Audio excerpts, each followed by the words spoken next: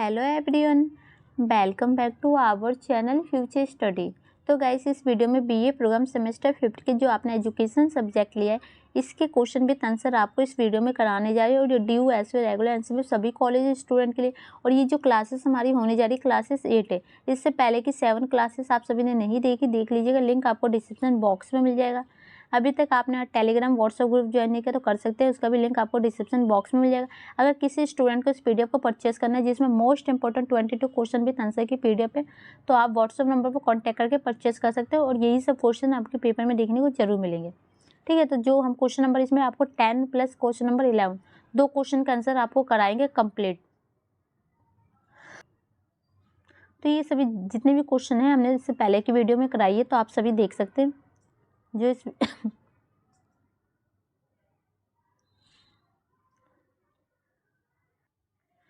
तो गाइस, इसमें जो आपका चैप्टर 3 है इसके हमने इंपॉर्टेंट क्वेश्चन भी यहाँ आपको कराने जा रहे हैं।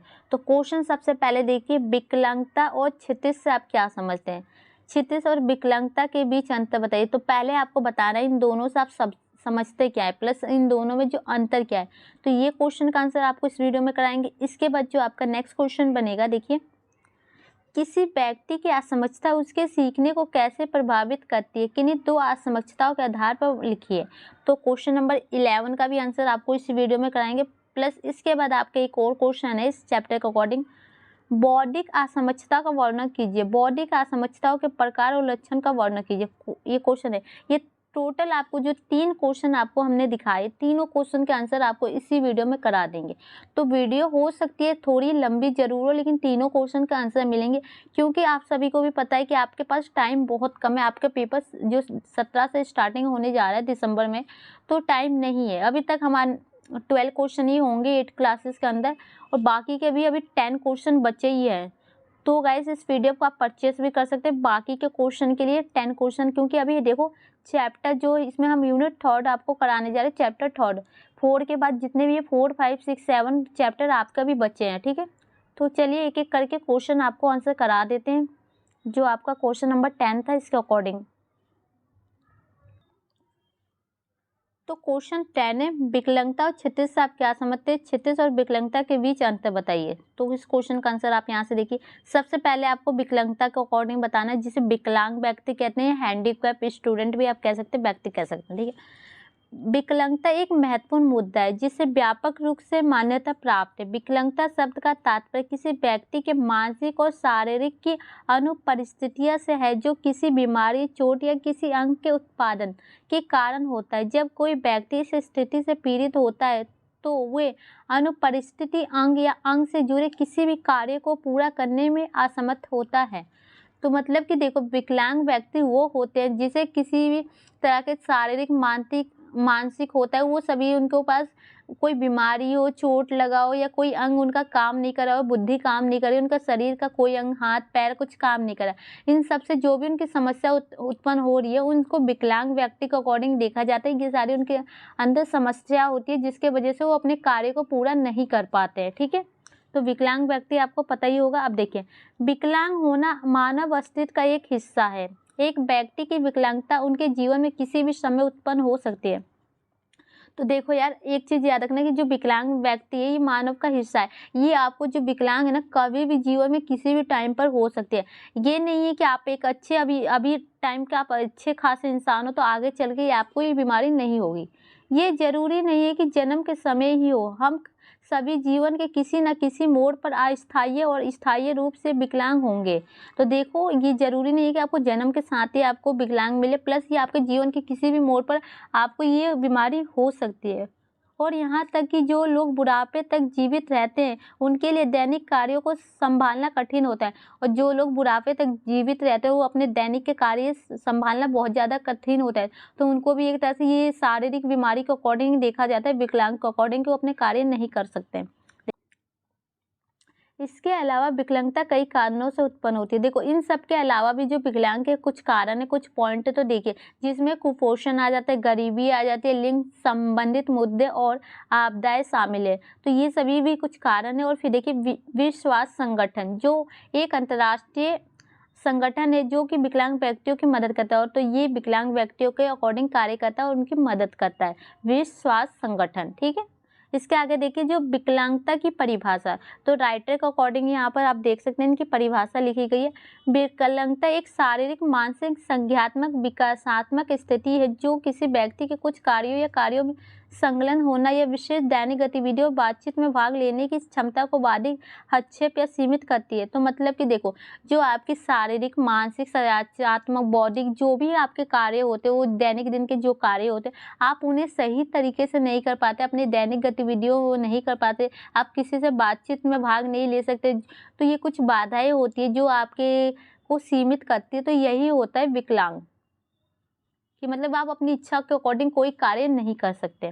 अब देखिए ये आपको समझ में आ गया। अभी आपके पेपर में आ सकता है ये वाला क्वेश्चन, जो क्षितिज क्या है, तो इसको समझिए। ये भी आपको जैसे अभी हैंडीकैप है, विकलांग है, सेम इसी टाइप का है, बस इसमें फ़र्क इतना है कि ये किसी चोट के निशान के अकॉर्डिंग देखा जाता है। कि मान लीजिए अभी आप चलते हो, आपके पैरों में चोट लग गई, मोच आ गया, या कोई भी अभी के टाइम में जो भी उत्पन्न समस्या है उसको अकॉर्डिंग इसे देखा जाता है। तो देखिए, यह एक ऐसा शब्द है जो किसी व्यक्ति के शरीर के साथ ही समस्या का वर्णन करने के लिए प्रयोग किया जाता है। मतलब कि कोई व्यक्ति की जो शरीर में कोई भी समस्या आती है उसको अकॉर्डिंग देखा जाता है। असमर्थताओं के कारण विकलांगता होती है। संघीय सरकार की हानि की परिभाषा के अनुसार चिकित्साई रूप से निर्धारित शारीरिक या मानसिक असमर्थता के कारण 12 महीने या उससे कम की निरंतर अवधि के लिए किसी भी महत्वपूर्ण लाभकारी गतिविधियों को करने में असमर्थ था। मतलब कि देखो, ये जो डॉक्टर के अकॉर्डिंग आप देखा जाता है, कोई भी आपको विकलांग के अकॉर्डिंग समस्या होती है तो 12 महीने या उससे कम समय में जो भी आपकी गतिविधियां होती है वो करने में आप नहीं कर पाते, उसमें आप करने में समर्थ नहीं होते हैं, तो यही होती है, सब आपके लाभकारी नहीं होते। तो यही आपको कह सकते हैं बीमारी है। ये सभी असमर्थताएं विकलांगता का आधार है, और ये सभी जो भी आपकी कमियां होती है, जो भी आप नहीं कर पाते, ये सब इसी के आधार के अकॉर्डिंग होता है, हैंडीकैप के अकॉर्डिंग। शरीर के किसी भी अंग या अंगों की मनोसामाजिक, शारीरिक और शारीरिक रचना में असंतुलन होता है, और जो आपके शरीर है, जो मनोसामाजिक है, शारीरिक है, उनके अकॉर्डिंग असंतुलन पैदा करता है जो आप संरचना में। ठीक है, एक अंग स्थायी रूप से या अस्थायी रूप से दुर्बलताओं से प्रभावित हो सकता है। मतलब कि आपके जो अंग है वो सही से काम नहीं कर सकते हैं, बीमारियों से जूझ सकते हैं। जब ये किसी व्यक्ति में प्रकट होता है तो ये एक सामान्य की ओर इशारा करते हुए संकेत के रूप में कार्य करता है। तो अगर ये विकलांग व्यक्ति है, जो किसी में जो उत्पन्न होती है समस्या, तो ये अकॉर्डिंग इशारा करते हैं, प्लस उसको अकॉर्डिंग ही कार्य करते हैं। परामर्श या उचित उपचार लेने से समस्या का सही समय पर निदान इलाज हो सकता है। अगर आप डॉक्टर के पास जाते हैं, उसका समस्या का अपने समाधान के लिए उपचार कराते हैं, समस्या का इलाज कराते हैं, तो उसको ठीक किया जा सकता है एक समय के अकॉर्डिंग। जब शरीर का कोई भी अंग किसी समस्या से प्रभावित होता है तो उसे क्षतिज होना कहते हैं। अगर कोई भी अंग है, आपकी कोई समस्या है, उसके अकॉर्डिंग प्रभावित हो रहा है, तो उसी को हम क्षतिज होना कहते हैं। आपको समझ में आ गया होगा। इन दोषों के परिणाम स्वरूप भी विकलांगता होती है। ये एक ऐसा लक्षण है जिसका इलाज डॉक्टर द्वारा किया जा सकता है या दवा लिख कर रोका जा सकता है। मतलब कि इसका जो इलाज है डॉक्टर के द्वारा किया जाता है, डॉक्टर से दवा लिखवा कर रोका जा सकता है, दवा खा के रोका जा सकता है। तो ये थे। तो यहाँ आपको समझ में आया कि देखो, विकलांग तो आपको समझ में आ गया होगा, प्लस जो ये क्षतिज है ये भी विकलांग का ही पार्ट है। इसमें बस वही होता है कि कोई आपके शरीर के अंगों में चोट लग जाए, कोई भी बीमारी उत्पन्न हो जाए आने वाले फ्यूचर में, उसको कहते हैं। अब देखिए जो इन दोनों में अंतर क्या है, तो अंतर के अकॉर्डिंग भी क्वेश्चन आपके आ सकता है पेपर में। तो यहाँ पर आंसर अंतर लिखा है, तो देखिए फर्स्ट पॉइंट आपके सामने है। क्षितिज को विकलांगता से अलग करने के लिए सीमा क्षितिज पर एक अतिरिक्त तत्व है। किसी भी व्यक्ति के प्रभाव क्षेत्र में दैनिक जीवन में सीमाएं उत्पन्न होती हैं।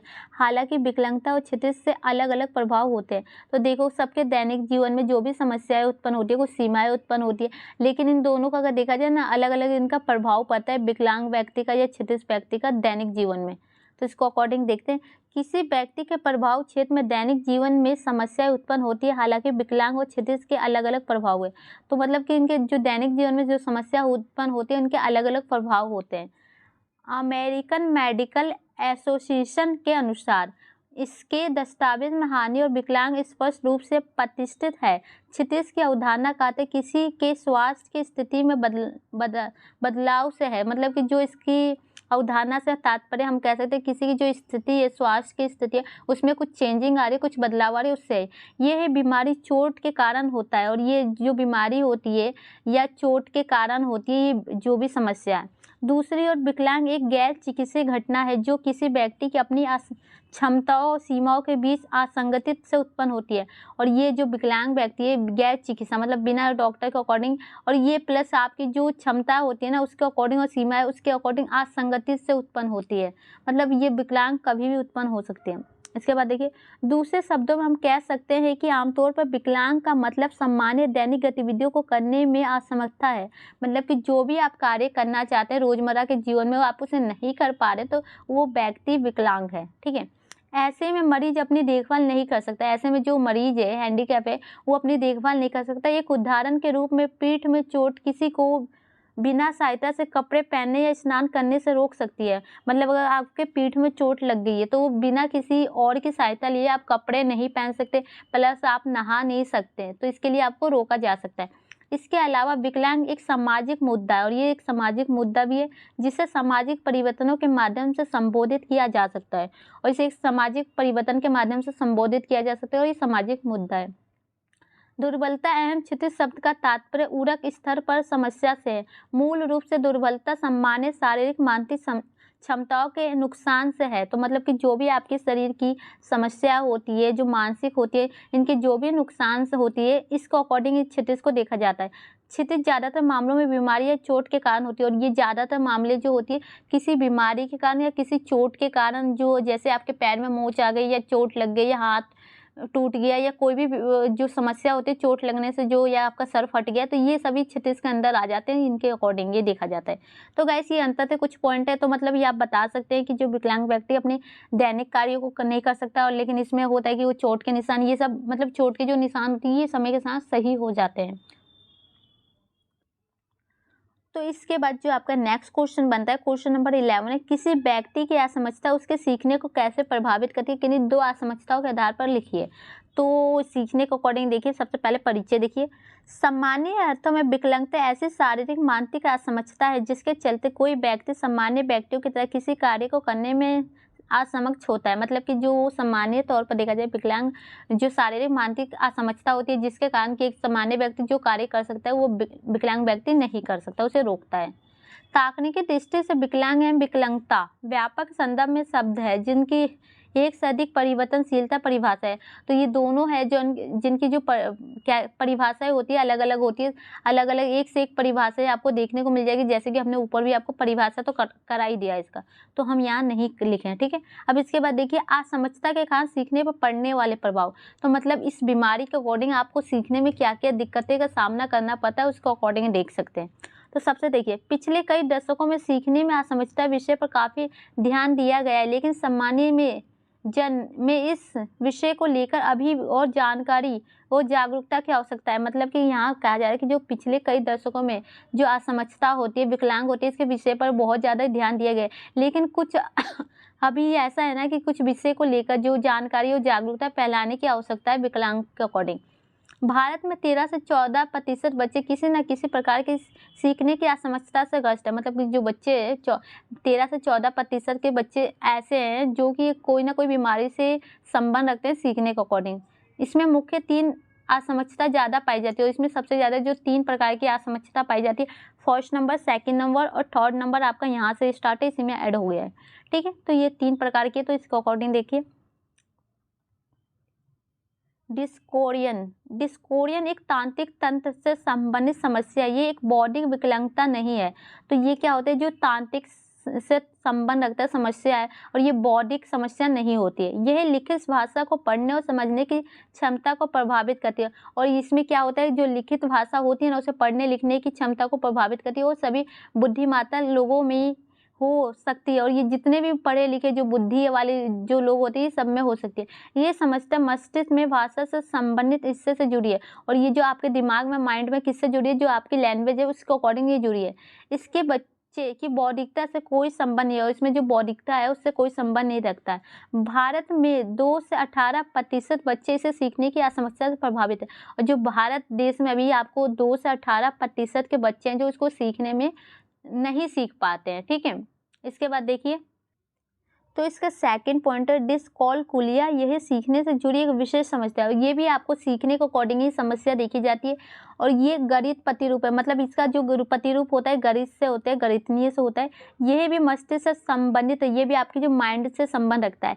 इससे प्रभावित बच्चे अंकों के जोड़े, घटाव, गुणा आदि को समझने में असमक्ष होते हैं। और इसमें क्या होता है कि जो आपके घटाव, गुणा, जोड़ होते हैं, आपकी संख्याएं होती है, उससे जो समझने में इनको असमक्ष होते हैं।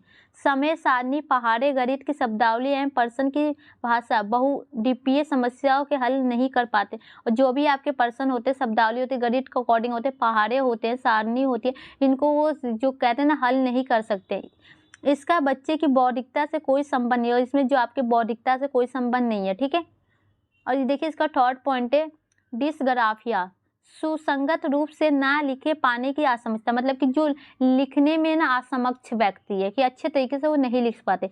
यह भी न्यूरॉन्स से संबंधित है। इसमें ग्रसित बच्चा शब्द या वाक्य, पैराग्राफ लिखने में कठिनाइयों को महसूस करता है। तो मतलब इसमें जो होता है कि व्यक्ति पैराग्राफ या कुछ भी लिखने में कठिनाइयों को महसूस करता है। जिन बच्चों में डिस्ग्राफिया पाया जाता है उनकी लेखन प्रक्रिया कठिन और धीमी होती है। इस समस्या की पहचान कठिन है, और जिसमें ये बीमारी पाई जाती है तो उनकी जो लेखन प्रक्रिया उनमें बहुत ही कठिन और प्लस धीमी होती है, और इस समस्या की जो पहचान कर पाना बहुत ही मुश्किल बताया जा रहा है, कठिन है। अब देखिए कि यहाँ पर दो असमर्थताओं के आधार की, मतलब इसको अकॉर्डिंग आपको बताना है कि इसमें क्या क्या असमर्थता के कारण आ सकते हैं। तो ये कुछ पॉइंट है। तो देखिए, पहला तो है आपका वर्णमाला अधिग्रहण में कठिनाई, की जो आपकी वर्णमाला होती है उसमें कठिनाइयाँ उत्पन्न हो सकती है। अक्षरों की ध्वनियों को सीखने में कठिनाइयाँ हो सकती है। एकाग्रता में कठिनाइयाँ हो सकती है। पढ़ते समय स्वर्ण वर्णों का लोप होना, शब्दों को उल्टा या अक्षरों का क्रम इधर उधर पढ़ पाना, जैसे नाम को मन या सबक हो या सबक को पाठ पढ़ना। मतलब कि देखो यहाँ बताया जा रहा है कि कुछ शब्दों को इधर से उधर उल्टे सीधे पढ़ देना, या कुछ नहीं पढ़ पाना, या वातनी दोष में पीड़ित होना, सामान्य उच्चारण वाले ध्वनियों को ना पहचान पाना, जो भी आप ध्वनि उच्चारण कर रहे हो उसको नहीं पहचान पाए, शब्दकोश का अभाव होता है आपको। तो ये पॉइंट है कुछ, ठीक है। इसी टाइप से आप कुछ लिख सकते हैं अपने अकॉर्डिंग भी, इसमें 2-4 ऐड कर सकते हैं। अब देखिए इसमें आपका आ गया है सेकेंड पॉइंट में विकलांगता। तो देखिए लो विजन देश में अभी भी आँख की बीमारी ऐसी बीमारी है, मतलब कि जो आपकी जो आँखों की बीमारी है उसको अकॉर्डिंग बताया जा रहा है, जो कि जन्म से होती है, और ये जन्म से होती है या जन्म के कुछ वक्त बाद होती है। लो विजन का मतलब होता है ये बीमारी जिसे आँख से संबंध रखती है, और ये जन्म से भी हो सकती है, जन्म के बाद भी हो सकती है। इसी में एक और बीमारी लो विजन है, और इसी को एक लो विजन बीमारी के नाम से जानता है। इस बीमारी से ग्रस्त बच्चे बड़े अपना संभव इलाज आई हॉस्पिटल में कराते हैं, और ये जिस बच्चे को बीमारी होती है इसका इलाज वो कहाँ कराते हैं, आई हॉस्पिटल, आँखों के इलाज में कराते हैं, मतलब आँखों का हॉस्पिटल। लेकिन फ़ायदा ना होने पर वे कम दृष्टि के कारण साथ ही जीवन जीने पर मजबूर हो जाते हैं। मतलब इससे कोई फ़ायदा नहीं होने पर जो उनकी दृष्टि है, रोशनी है, कम हो जाती है, और उसी के साथ वो जीवन जीने पर मजबूर हो जाता है, मतलब उनको ऑप्शन ही नहीं है कुछ भी करने का। अब देखिए इसी के आगे आप यहाँ देखिए कुछ पॉइंट है। लोकोमोटर डिसेबिलिटी का अर्थ एक जगह से दूसरी जगह जाने में समस्या। तो मतलब इसका जो अर्थ है इस बीमारी का, मतलब एक जगह से आप दूसरी जगह नहीं जा सकते अपने पैरों के अकॉर्डिंग, उसकी समस्या होती है। यानी पैरों में विकलांगता, मतलब कि जो आपकी पैरों में प्रॉब्लम हो रही है उसको कहते हैं ये बीमारी।